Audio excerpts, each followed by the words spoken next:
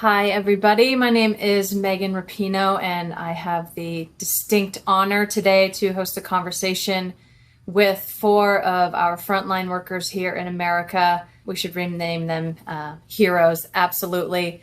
Trung Lee, can you tell us a little bit about how you're doing during this time? So early on, when the government was still trying to figure out proper protocols to protect frontline workers, I had unfortunately contracted COVID through patient contact and was isolated by myself for 2 weeks. So total isolation, no contact. Once I recovered, luckily, I went back to the front lines to continue to take care of the sick. And what got me originally was watching people die alone. There were no visitors allowed. Everyone was totally isolated. And I knew how that felt because for 2 weeks, that was me. Not knowing if you were going to wake up, not knowing if you were going to make it, who you were going to talk to, if you can say goodbye. This was people's moms, dads, brothers, sisters, sons, daughters, all dying alone. And we know there's a round two coming, and mentally, physically, emotionally, I don't know how many of us on the front lines are going to survive that second round. Dr. Bradley, what effects are you seeing inside your hospital doors of the inaction of the Trump administration when it comes to this COVID response?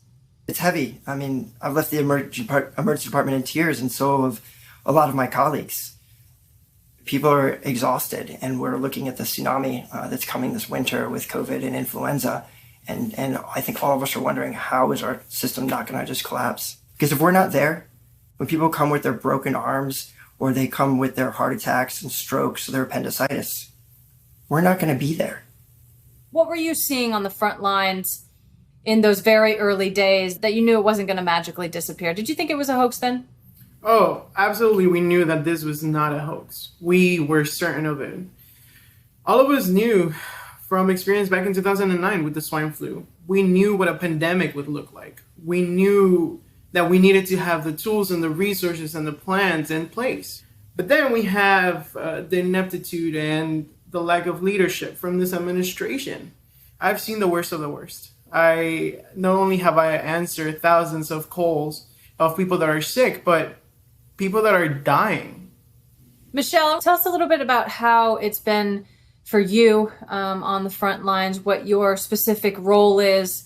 As a union nurse, I've been primarily more in the forefront on advocating that our healthcare workers and our patients get the support and the PPE that they need. 10 years ago, I responded to the disaster in Haiti. We were working in a tent hospital after the earthquake. But the first time that I ever feared for my life and my family's walking into work was in my own country. We have the money, we have the means, we have the resources in this country. We are deeply lacking leadership and somebody who cares. Trump has made it perfectly clear how he feels. And we need a president who cares. That's Joe Biden. Dr. Bradley Dreyfus, ALDO MARTINEZ, Michelle Boyle, and Trung Lee, I can't thank you enough. The American people are forever indebted to you, to your work and your sacrifice and just you showing up every single day and giving everything you have. And thank you again for all of the work you do on the front line. There's no way we could ever repay you. So thank you very much.